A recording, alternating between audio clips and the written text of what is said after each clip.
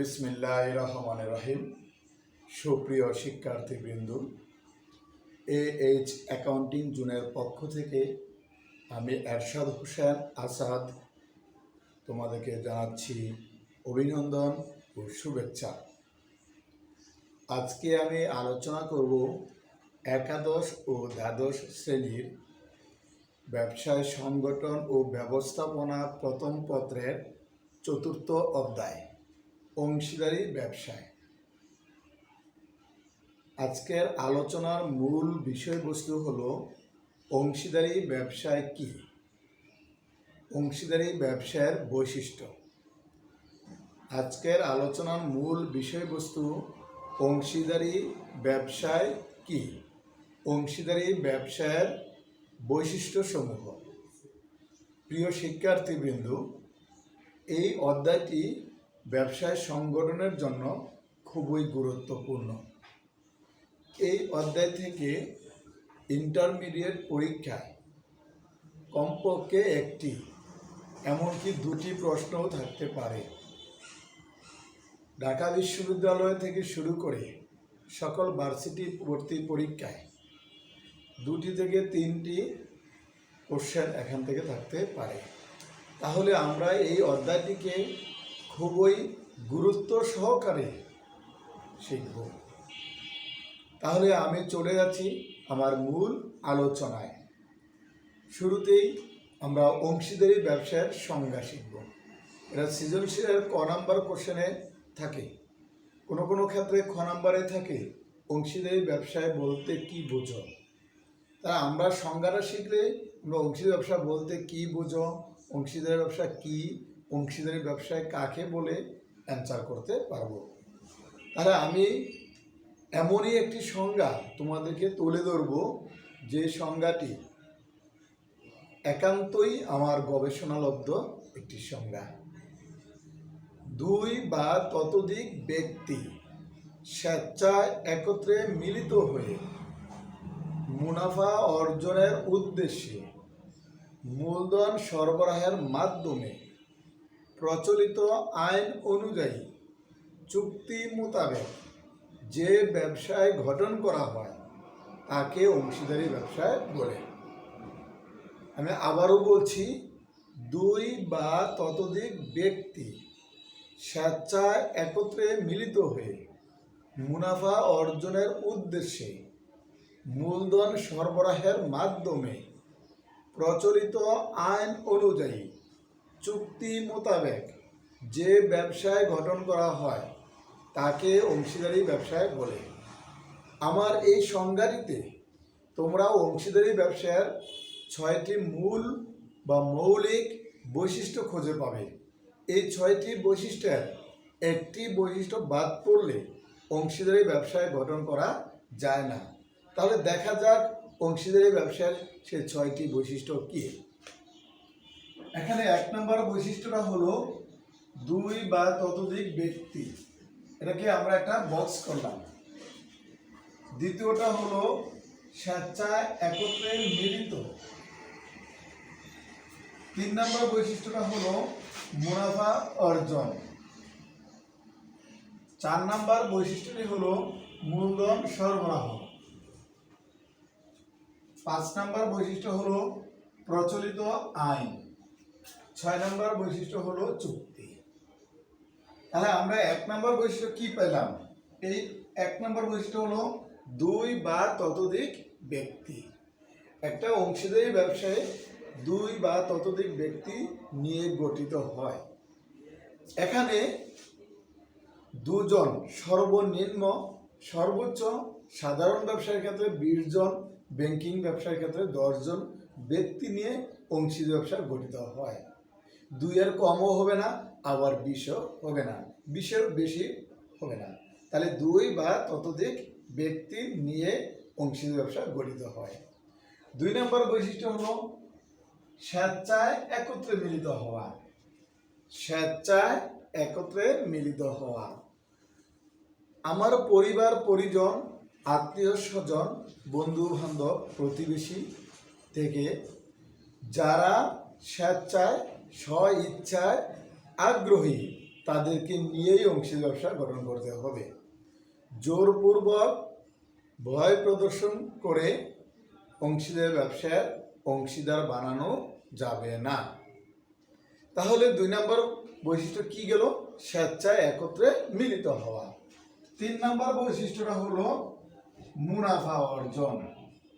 অংশীদারি ব্যবসায় 1932 সালের আইনে স্পষ্ট ভাষায় বলা আছে, মুনাফা অর্জন ব্যতীত অংশীদার ব্যবসা হতে পারে না। মুনাফা অর্জন অংশীদার ব্যবসার মূল উদ্দেশ্য। তাহলে মুনাফা অর্জনের জন্যই অংশীদার ব্যবসা গঠিত হয়। 4 নম্বর বৈশিষ্ট্যটা হলো মূলধন সরবরাহ। আমরা 2 বা ততোধিক ব্যক্তি স্বেচ্ছায় মিলিত হয়েছি, মুনাফা অর্জনের উদ্দেশ্য নিয়েছি, কিন্তু মূলধন না নিলে, মূলধন ব্যতীত অংশীদার ব্যবসা চলবে না। তাহলে অংশীদার ব্যবসা হতে হলে মূলধন সরবরাহ করতে হবে। মূলধন হলো অংশীদারি ব্যবসার মূল চালিকা শক্তি। অংশীদার ব্যবসাকে মূলধন ধারাই চলমান রাখে। মূলধন ছাড়া অংশীদারি ব্যবসা চলতে পারে না। তাহলে অংশীদার ব্যবসার মূল চালিকা শক্তি হলো মূলধন।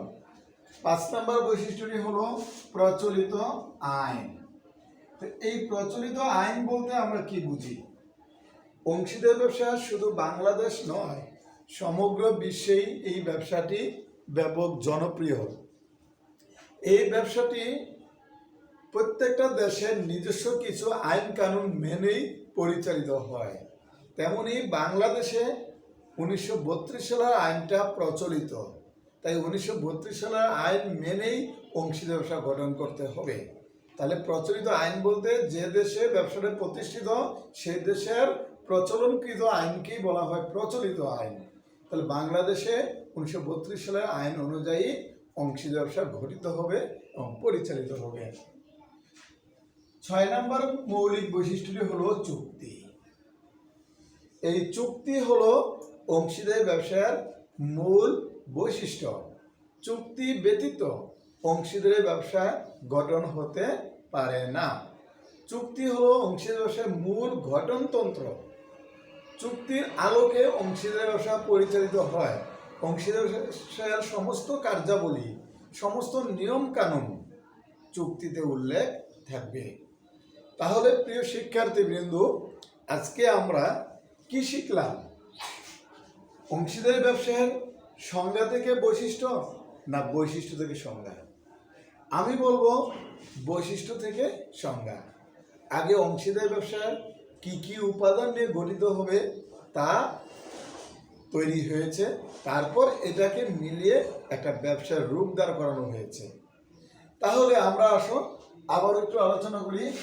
2 বা ততোধিক ব্যক্তি স্বেচ্ছায় একত্রে মিলিত হয়ে মুনাফা অর্জনের উদ্দেশ্যে মূলধন সরবরাহের মাধ্যমে প্রচলিত আইন অনুযায়ী চুক্তি মোতাবেক যে ব্যবসায় গঠন করা হয় তাকে অংশীদারি ব্যবসায় বলে।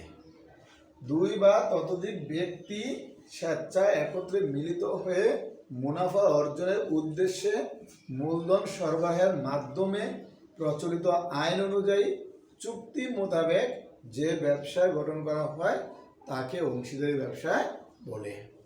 এখন প্রশ্নটা হলো, তাহলে অংশীদারি ব্যবসা কি এই 6টি মূল বৈশিষ্ট্য? না, এখানে আরো কিছু বৈশিষ্ট্য আছে। তো আমি আর কয়েকটি বৈশিষ্ট্য আলোচনা করি, একটু তোমরা মনোযোগ দাও। 7 নম্বরে আমি এখানে আরেকটি বৈশিষ্ট্য উল্লেখ করব, সেটা হলো নিবন্ধন।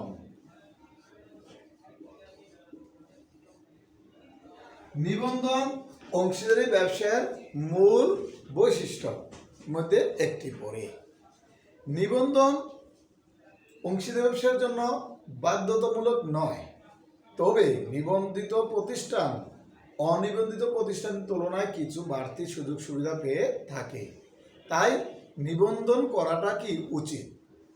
নিবন্ধন করলে একটা প্রতিষ্ঠান বাহিরের কোনো ব্যক্তির বিরুদ্ধে, তৃতীয় পক্ষের বিরুদ্ধে 100 টাকার বেশি পাওনা আদায়ের জন্য মামলা করতে পারবে। কিন্তু নিবন্ধন করা না থাকলে ওই প্রতিষ্ঠানের বিরুদ্ধে বাইরের ব্যক্তিটা মামলা করতে পারবে, কিন্তু প্রতিষ্ঠান তখন কিছুই করতে পারবে না। আদালত সকল বিচার সালিশ চুক্তিপত্রের আলোকে নিবন্ধিত প্রতিষ্ঠানের করে থাকে। যখন অনিবন্ধিত প্রতিষ্ঠান হয় সেটার কোনো মীমাংসা আদালত দিচ্ছে না। তাই অংশীদার ব্যবসায়ের জন্য নিবন্ধন করা উচিত। তবে নিবন্ধনটা না করলেও কি চলবে, ব্যবসা চলবে, কিন্তু নিবন্ধন করাটা কি উচিত। আরেকটি বৈশিষ্ট্য, 8 নম্বর বৈশিষ্ট্য হলো লাভ ক্ষতি বন্টন।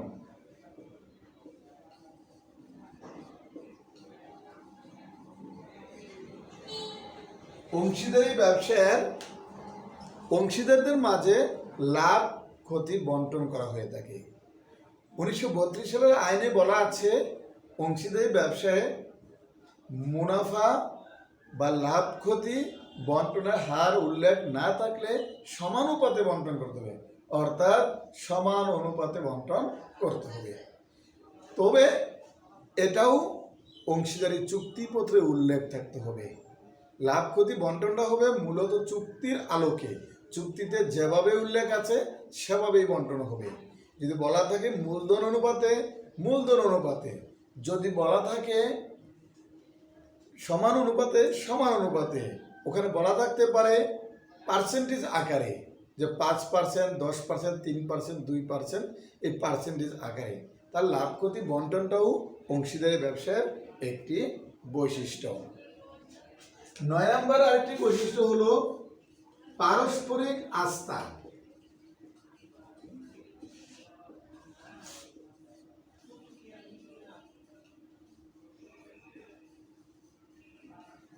পারস্পরিক আস্থা ও বিশ্বাস। যেহেতু অংশীদারি ব্যবসায় একাধিক মালিক নিয়ে গঠিত, তাই একে অপর প্রতি পারস্পরিক আস্থা ও বিশ্বাস রাখতে হবে। পারস্পরিক আস্থা ও বিশ্বাস ব্যতীত অংশীদারি ব্যবসা গঠন হতে পারে না। কারণ অংশীদারি ব্যবসা গঠন করলাম, কিন্তু আমি আমার বন্ধুকে, আমার একজন সহকর্মীকে অবিশ্বাস করলাম, তাহলে এই অংশীদারি ব্যবসা ফাটল ধরার সম্ভাবনা বেশি।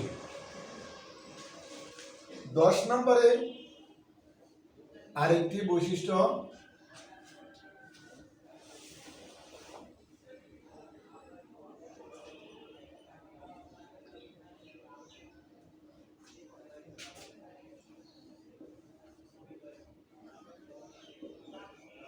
কর্মসংস্থান।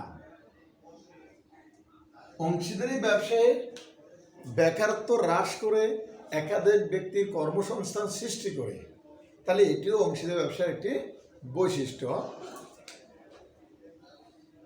11 নম্বরে বিলোপ সাধন।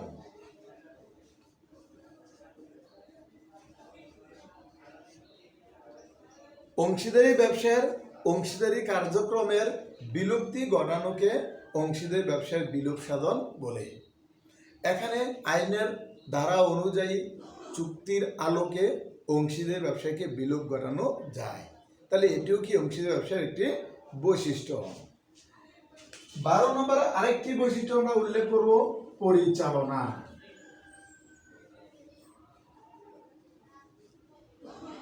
অংশীদারি ব্যবসায় পরিচালনা করতে গিয়ে অংশীদারদের মাঝে একটি পরিচালনা কাঠামো বা সাংগঠনিক কাঠামো গঠন করতে হয়। সে কাঠামোর আলোকে চুক্তির ধারা মোতাবেক অংশীদারি ব্যবসাটি পরিচালনা হয়।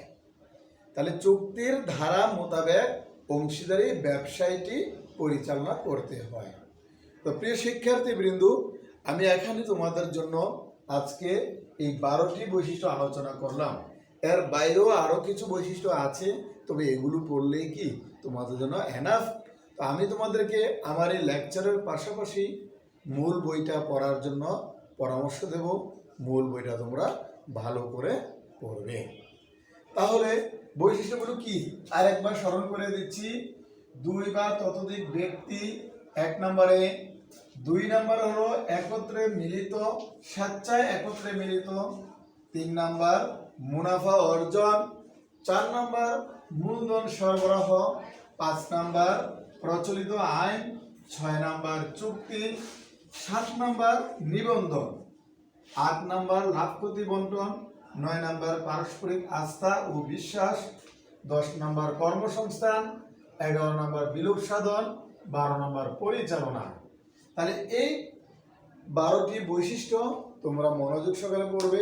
এই অধ্যায় থেকে তোমাদের একটা সৃজনশীল আসলে তোমরা আশা করি অ্যান্সার করতে পারবে। তাহলে তোমাদের সাথে পরবর্তী ক্লাসে দেখা হবে। আজকের মতো বিদায় নিচ্ছি। সকলকে অভিনন্দন জানিয়ে আমি আমার ক্লাস শেষ করছি। আল্লাহ হাফেজ।